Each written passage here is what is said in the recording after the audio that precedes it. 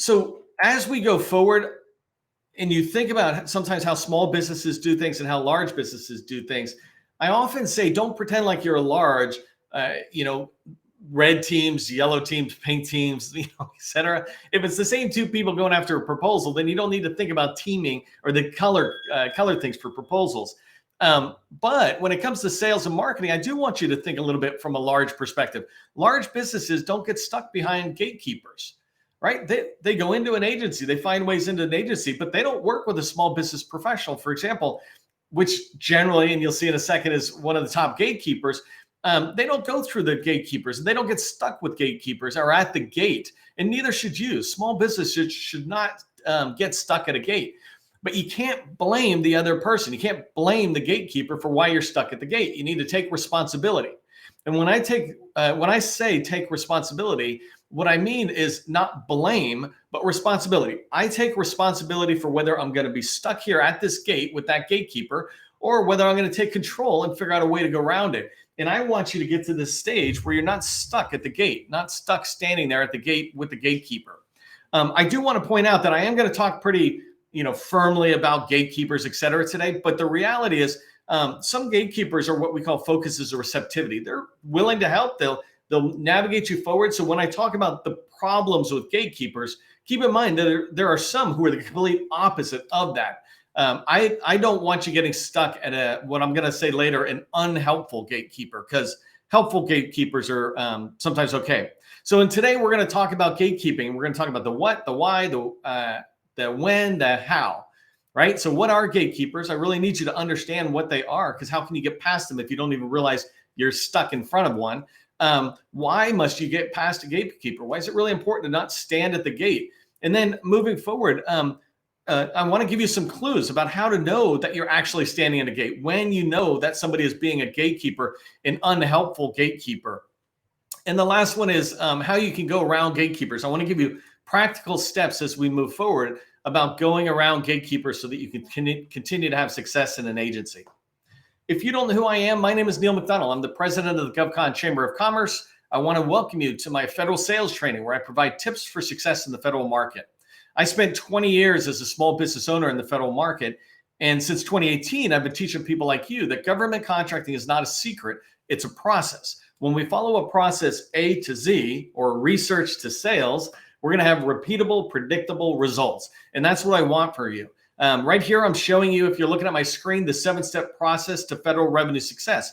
It's what we teach every single day about how to have success in the federal market. When you're going into an agency and you want to make sales, just follow a process and you'll have that repeatable, predictable success that you envision. Okay, let's dive into today's training by talking about what are unhelpful gatekeepers. By the way, the opposite of an unhelpful gatekeeper is David Waltz, who's in the chat today. He's from the Navy and he's a federal buyer, and you'll probably see him tell you what he is looking for his agency, et cetera. So he's a small business professional. Even though I'm about to rip into some small business professionals, there's a lot like him that are not them. So here's my ways of defining a person as a gatekeeper, an unhelpful gatekeeper, or knowing that you're at a gate. So unhelpful gatekeepers are ones that just won't make any introductions. They won't tell you what's needed in order for them to make an introduction. There's David's colleague, Matt, out in Naval Surface Warfare Center, Crane, was once working with somebody from our community. And he said, well, you're not ready to go talk to the CTO. I'm happy to make the introduction. But if you do this, I'll be happy to do that for you. I just don't want to get you in front of the CTO and then have you kind of burn that one opportunity, or turn it into a single opportunity to talk to the CTO instead of continuously. So you want somebody to be giving you those tips. The second thing that makes somebody unhelpful to me, and especially small business professionals in the federal government, when you reach out to them and they're like, you just need to watch Sam and you'll see what's going on. Yes. Have you ever heard the phrase, if you saw it in Sam, it's too late? Now, I don't actually believe everything in Sam is too late, right? I'm not at that level. But the reality is, if the government person is telling me just watch Sam, what they're basically saying is wait until it's too late and then kind of contact us. And they might be referring to sources sought, RFIs, but we talk about in the sales lifecycle, shifting left. That gatekeeper is trying to shift you right. The next one, they don't seek first to understand. This is a big one. It drives me nuts, where you reach out to somebody in the government. In this particular case, for us small businesses, it's usually the small business pro. And all they do is say the same thing to every single person. I watched one of my customers, they're doing at least 30 million, getting ready to graduate large. They got 100 plus single opportunity, 100 plus million. And they reached out to talk to somebody in an agency where they were already doing business. And that person took them all the way back and said, well, you need to read this document that says how to do business with our agency and some other stuff. And it's like, you're killing me. You're not seeking first to understand who I am. I don't mean you have to understand what I sell, but could you at least first understand that I'm registered in the supplier portal, that I've been doing business for 5 years with you, or whatever. And so that's a sign to me of an unhelpful gatekeeper. And I want you to keep this in mind when they just tell you stuff, but you feel like you could step away and put somebody else in there and they'd be saying the exact same thing. And the last gatekeeper, I'm pulling this away from the small business professionals. And now number 4 here, or bullet 4, putting this into the program office. An unhelpful gatekeeper to me is somebody who they just use a demo version of your product. They're like, hey, can I get a demonstration version of your product and install it, whatever. And then they use it forever. Hey, can you give us a little extension? We're still trying to evaluate it or something. That's really dangerous gate for folks. And it's a dangerous gatekeeper because you think you have traction. But what's happening is weeks and months are going by. I've seen people in there for a year with a demo product, and it's just, first off, it's wrong. But second off, it's just completely destructive to your chances on making any kind of sale, because what do they need the sale for? They're moving forward.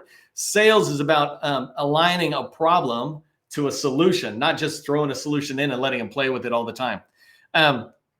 Okay, so two most common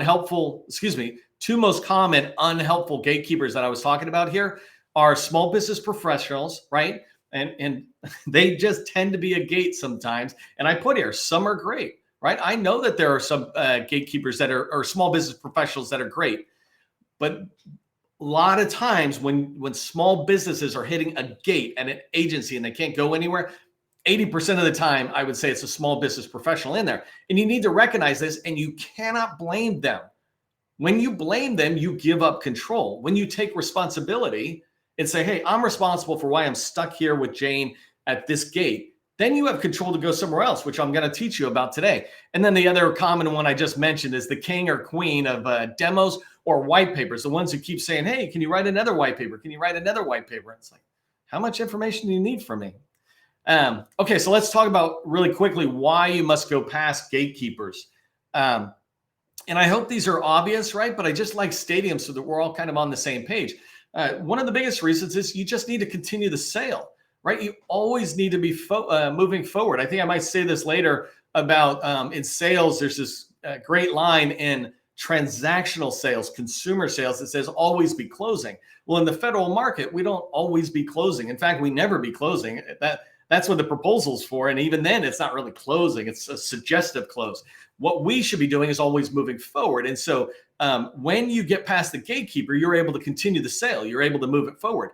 When you get past the gatekeeper, whoever that might be, and you get to the contracting shop, for example, you can shape the acquisition approach. You can have conversations about the value of going with this vehicle instead of this vehicle. It enables you to have much more competition, whatever. It enables you to streamline your acquisition. You can influence the set-aside direction, right? You can push it towards an 8A direct award. You can push it towards an 8A competitive 8A. You just push it for a total small business. When you get in there and have the conversation, you have the chance to sit there and influence it. When you're stuck at a gate, you can't shape the acquisition at all. And when I say shape, by the way, you don't force the government to do anything, but your data, your evidence, your argument sways the buyer in the direction that you want, which is that next bullet, getting to the actual buyer. This is why you want to get past gatekeepers, so that you can get in and talk to that program office. In here, I put some ideas, and one is put ideas into the program shop's head, like they collectively have a head.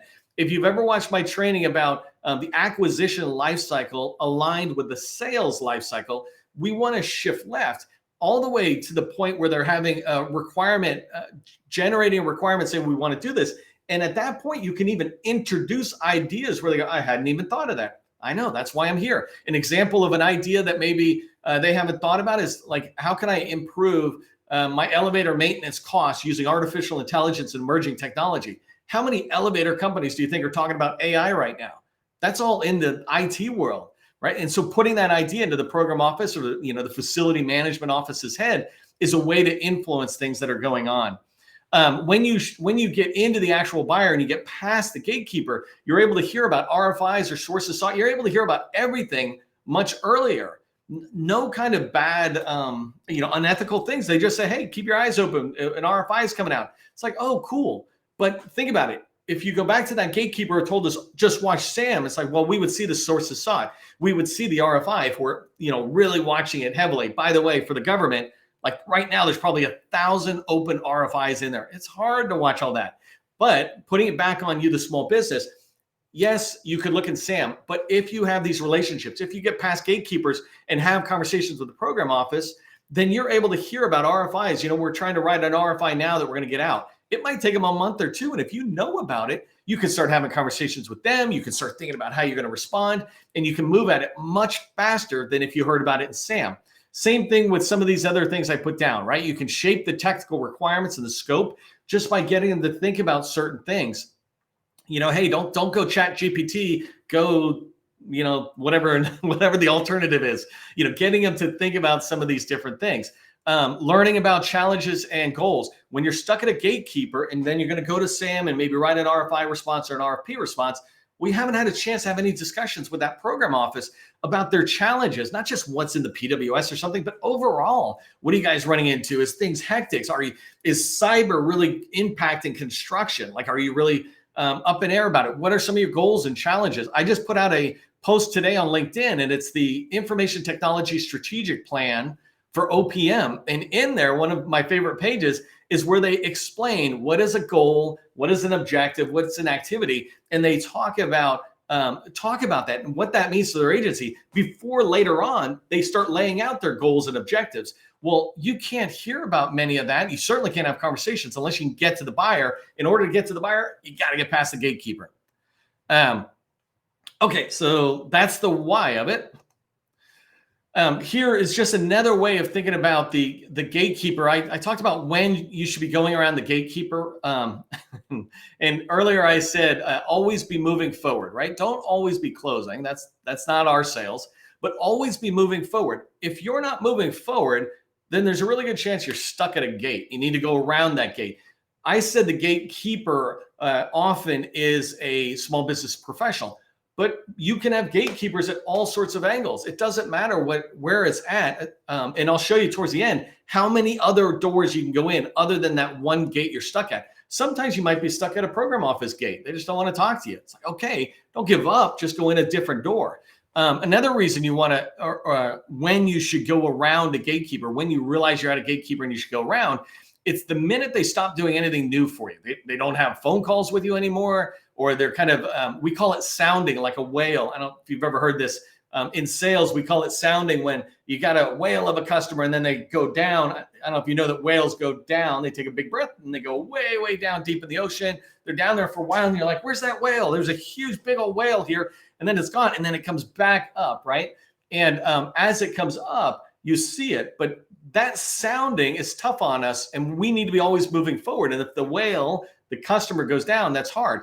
Another sign that you should be moving around those gatekeepers is when they don't share information.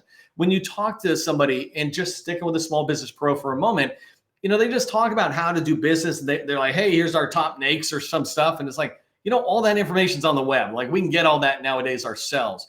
What are you giving me that I can't have? What are you telling me about the program office? When they stop sharing information, when they won't help you go find a document, things like that, then that's a gatekeeper you need to go around. Doesn't mean they're bad. It just means you're not getting anything. You need to move around them. And then the last example I had here about when you should be going around is when they're not making introductions. I see this a lot where, again, in particular, it's a small business professional who is not making introductions further into the agency. You were a block to me.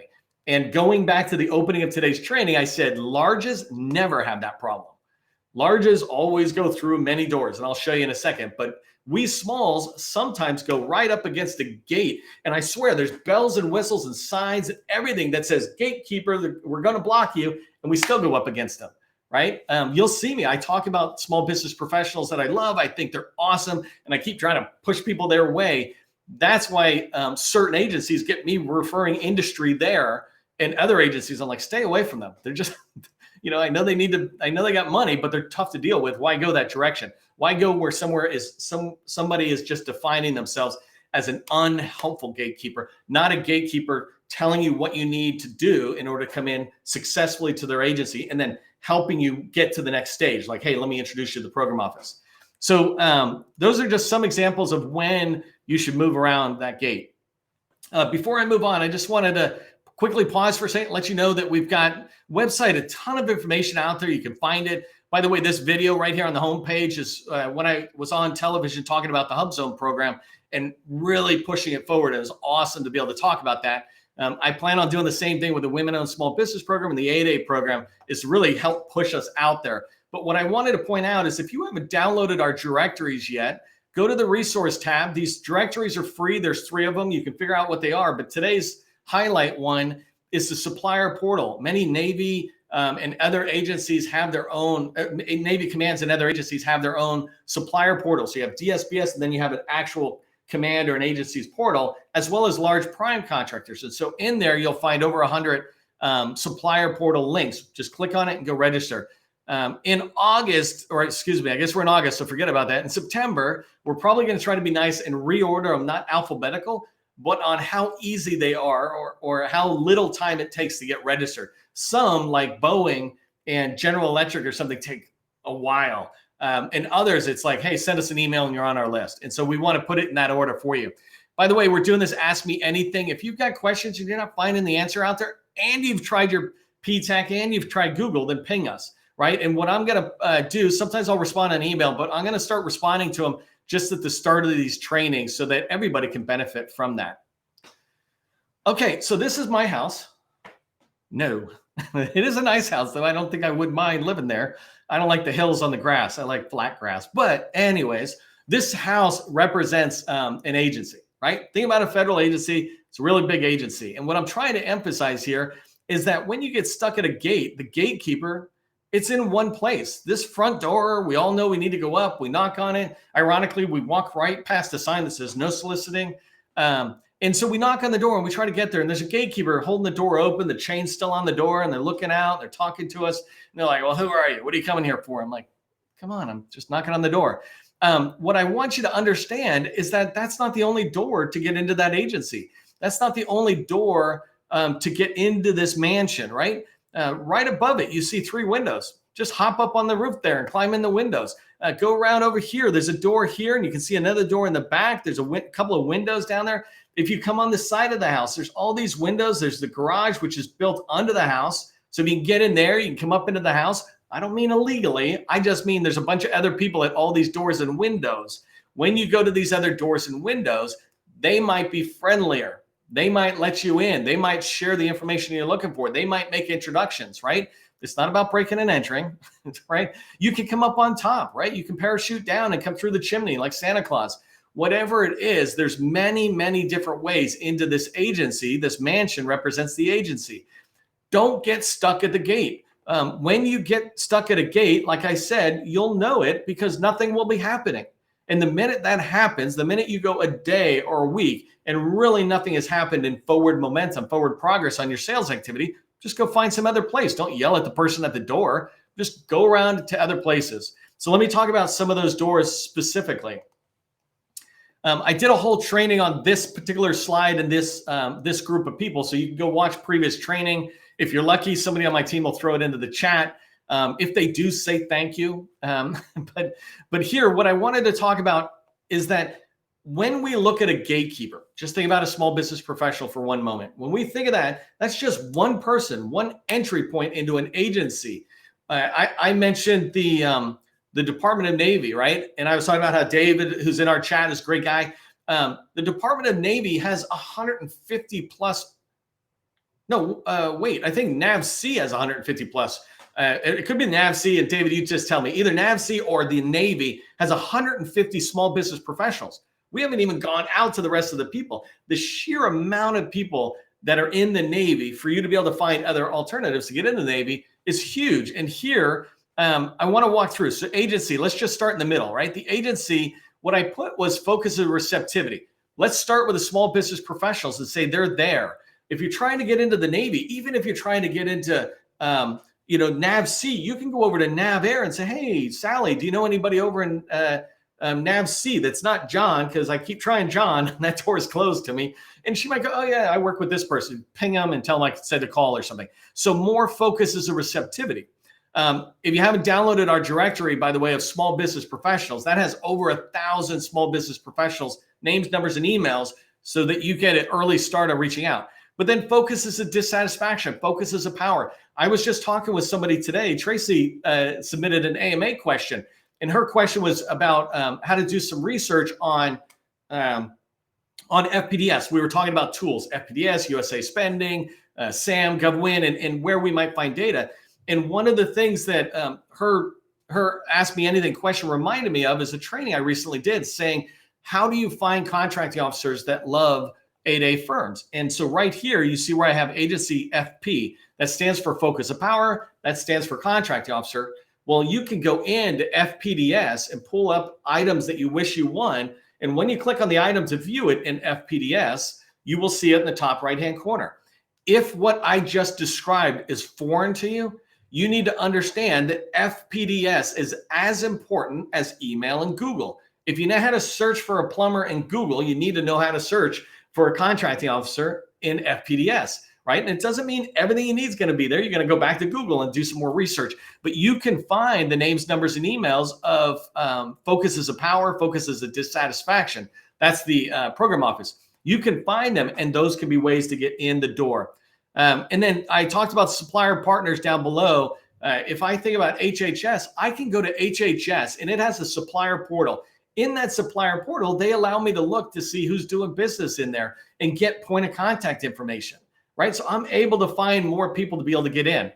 Let me come over to the left. I just want to come back out for 1 second as I work my way over on different people who can help you get into an agency. So imagine you're trying to get into an agency, you're stuck on the at the gatekeeper, right? You're stuck there and you need to go around. These 20 things or so are different ways you can go around.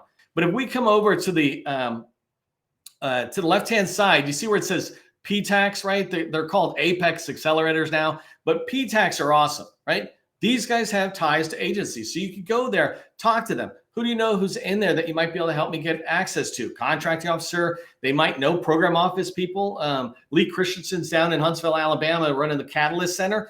If I went and talked to her, she could help me get into the Missile Defense Agency, not just through small business professionals, not just through contracting officers, but through program office people who have come and joined her events that she's hosted. And she probably knows industry folks who are also in there. And she said, oh, you got to talk to this company, ABC. They're in there. So you can talk, and I looped her into PTACs, right? But she's also her organization is also a Woman Business Center, a Veteran Business Outreach Center, Small Business Development Center, and SCORE. I just put 5 groups down here. These are 5 of the people I describe as the 7 to 12 mentors every small business must have.